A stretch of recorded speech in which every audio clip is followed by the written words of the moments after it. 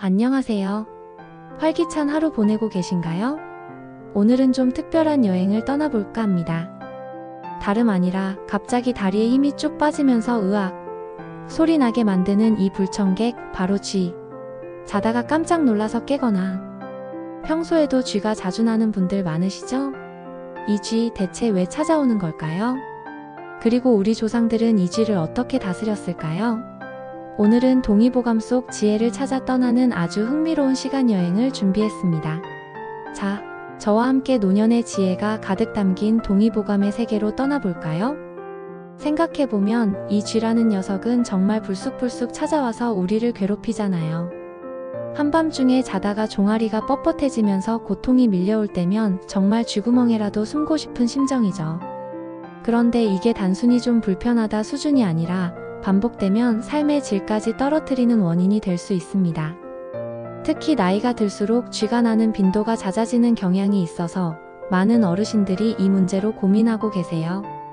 단순히 근육이 순간적으로 놀라는 것을 넘어 수면의 질을 저해하고 낮 동안의 활동에도 지장을 주는 등 여러모로 불편함을 초래하죠.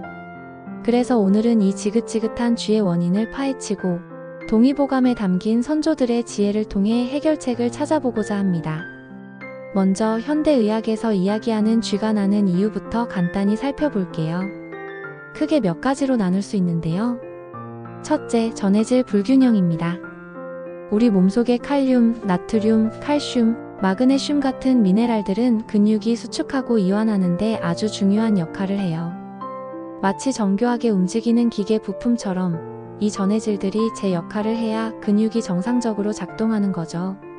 그런데 얘네들이 부족하거나 균형이 깨지면 근육 경련, 즉 쥐가 나기 쉽다는 거죠. 특히 칼슘과 마그네슘은 근육 기능의 핵심적인 역할을 한답니다. 칼슘은 근육 수축을 돕고 마그네슘은 이완을 돕는다고 생각하시면 이해하기 쉬울 거예요. 마치 오케스트라의 지휘자와 단원들처럼 이 전해질들이 조화롭게 움직여야 근육이 제대로 움직이는 거죠. 어느 하나라도 부족하거나 과하면 불협화음이 생겨 근육에 문제가 발생하는 겁니다. 둘째는 혈액순환 문제입니다. 혈액은 우리 몸 구석구석에 산소와 영양분을 공급하는 아주 중요한 역할을 하잖아요. 이 혈액이 원활하게 흘러야 근육도 건강하게 유지될 수 있습니다. 그런데 하지정맥류나 요추관 협착증처럼 혈액순환을 방해하는 질환이 있다면 다리 근육에 충분한 산소와 영양분이 공급되지 못해서 쥐가 날 수 있습니다. 마치 교통체증으로 인해 목적지에 물품이 제때 도착하지 못하는 것과 같다고 할 수 있죠. 산소가 부족하고 노폐물이 쌓이면 근육은 비명을 지르게 되는 겁니다. 특히 밤에는 혈액순환이 더뎌지면서 이러한 현상이 심해질 수 있어요. 셋째는 탈수입니다. 쥐 나는데 탈수라고요? 네, 맞아요. 우리 몸의 약 70%는 수분으로 이루어져 있잖아요. 이 수분이 부족해지면 전해질 균형이 깨지면서 근육 경련이 발생할 수 있습니다. 특히 땀을 많이 흘리거나 물을 충분히 마시지 않을 때 이런 현상이 나타날 수 있죠. 수분이 우리 몸의 모든 기능을 원활하게 하는 윤활유 같은 역할을 하는데 이 윤활유가 부족하면 곳곳에서 문제가 생기는 겁니다. 단순히 목마름을 넘어서 세포 기능과 신경 전달에도 영향을 미치게 되니 충분한 수분 섭취는 선택이 아닌 필수라고 할 수 있습니다. 마지막으로 기타 요인들도 무시할 수 없어요. 과로하거나 영양실조에 걸렸을 때 탄산음료나 인공감미료를 너무 많이 섭취했을 때도 쥐가 날 수 있고요. 특히 과도한 카페인 섭취나 흡연도 혈액순환을 저해하고 근육에 부담을 줄 수 있습니다. 심지어 혈압약, 이뇨제, 골다공증 약 같은 특정 약물을 복용할 때도 근육 경련이 발생할 수 있다고 하니 평소 복용하는 약이 있다면 의사 선생님과 상담해 보시는 것이 좋겠죠? 약물의 부작용으로 인한 쥐는 약물 조절을 통해 개선될 수 있기 때문입니다. 자, 이렇게 다양한 이유로 쥐가 난다는 사실을 알게 되었으니 이제부터는 동의보감 속 지혜를 찾아볼 차례입니다. 동의보감에 직접적으로 쥐나는 음식이라고 명시된 구절은 없지만 근육 경련을 예방하고 완화하는 데 도움이 되는 음식들에 대한 이야기가 많이 담겨 있습니다. 이는 곧 우리 선조들이 신체 균형과 자연의 섭리를 중요하게 여겼다는 증거이기도 합니다. 마치 퍼즐 조각을 맞추듯이 흩어진 정보들을 모아 선조들의 지혜를 완성해보는 거죠.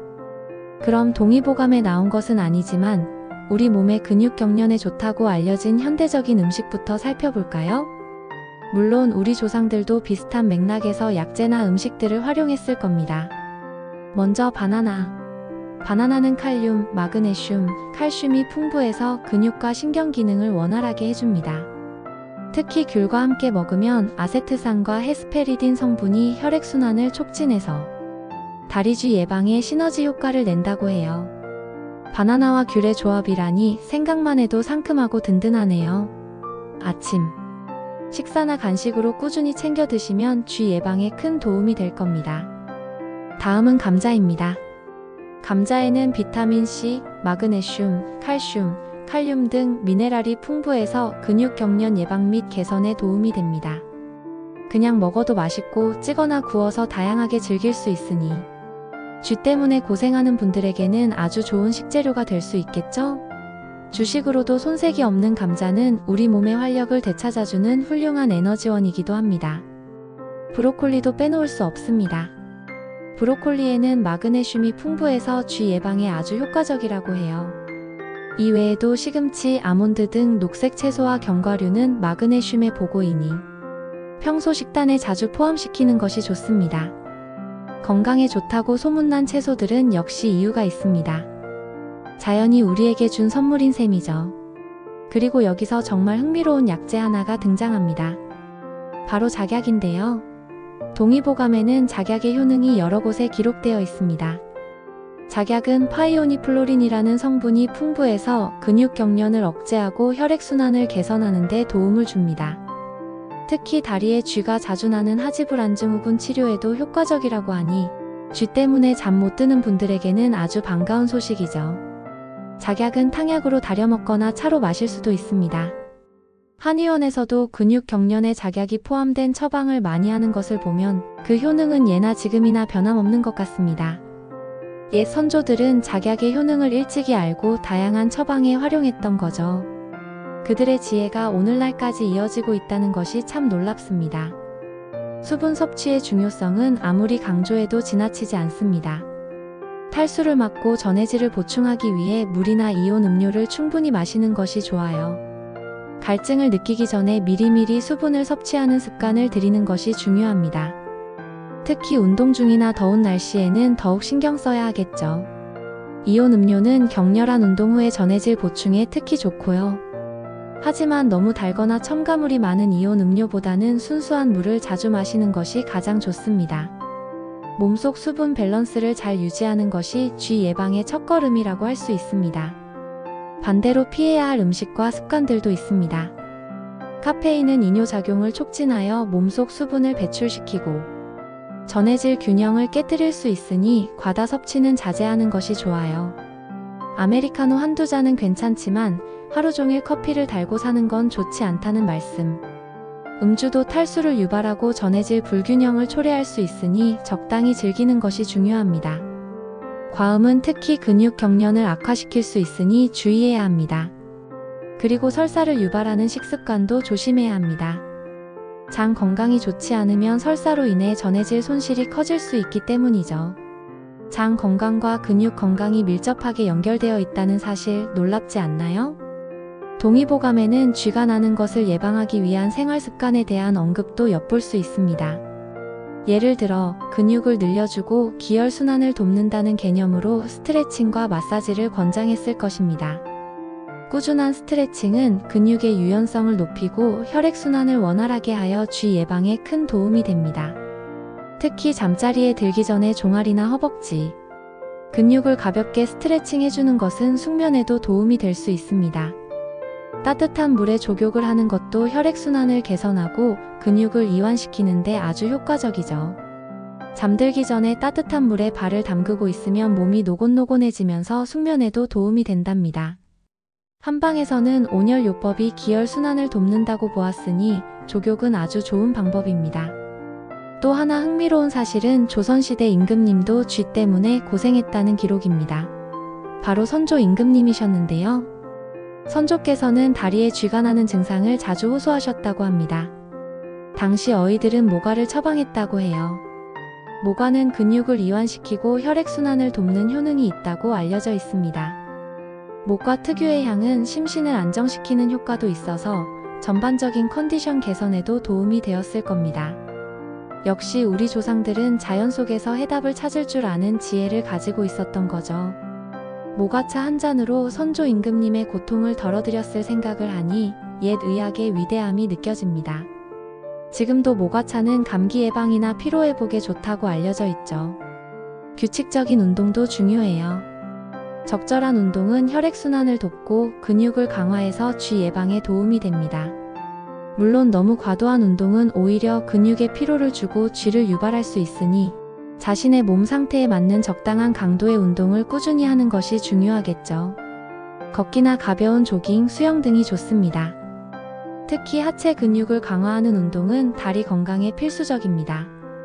또한 몸을 따뜻하게 유지하는 것도 잊지 마세요. 특히 겨울철에는 낮은 온도가 혈관을 수축시켜 혈액순환을 방해하고 근육 경련을 유발할 수 있으니 따뜻한 옷차림과 이불로 체온을 유지하는 것이 중요합니다. 잘 때 수면 양말을 신는 것도 좋은 방법이 될 수 있습니다. 혹시 평소에 칼슘이나 마그네슘 섭취가 부족하다고 느끼시는 분들은 보충제를 통해 보충하는 것도 좋은 방법입니다. 물론 영양제에만 의존하기보다는 음식으로 섭취하는 것이 가장 좋지만 필요하다면 보충제의 도움을 받는 것도 고려해 볼 수 있습니다. 중요한 건 우리 몸의 균형을 맞추는 것이니까요. 전문가와 상담하여 자신에게 맞는 보충제를 선택하는 것이 현명합니다.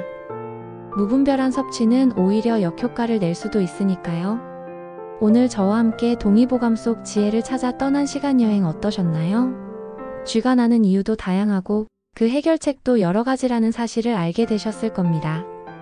결국 우리 몸은 작은 변화에도 민감하게 반응한다는 것을 다시 한번 깨닫게 되네요. 바나나, 감자, 브로콜리 같은 현대적인 음식부터 작약, 모과 같은 옛 선조들의 지혜까지 쥐를 물리치는 다양한 방법들을 알아보았습니다. 이 모든 정보가 여러분의 건강한 생활에 조금이나마 도움이 되었기를 바랍니다. 무엇보다 중요한 것은 우리 몸의 소리에 귀 기울이고 규칙적인 생활 습관을 유지하는 것입니다. 충분한 수분 섭취, 균형 잡힌 식단, 적절한 운동, 그리고 스트레칭으로 근육을 이완시켜주는 것. 이 모든 것이 우리 몸의 건강한 균형을 유지하고 쥐로부터 자유로워지는 비결이 아닐까 싶습니다. 자다가 쥐가 나서 잠 못 이루는 밤은 이제 그만. 오늘 알려드린 팁들을 잘 활용하셔서 쥐 걱정 없는 편안하고 활기찬 생활을 누리시길 바랍니다. 다음에도 더 유익하고 재미있는 정보로 찾아올게요. 안녕히 계세요.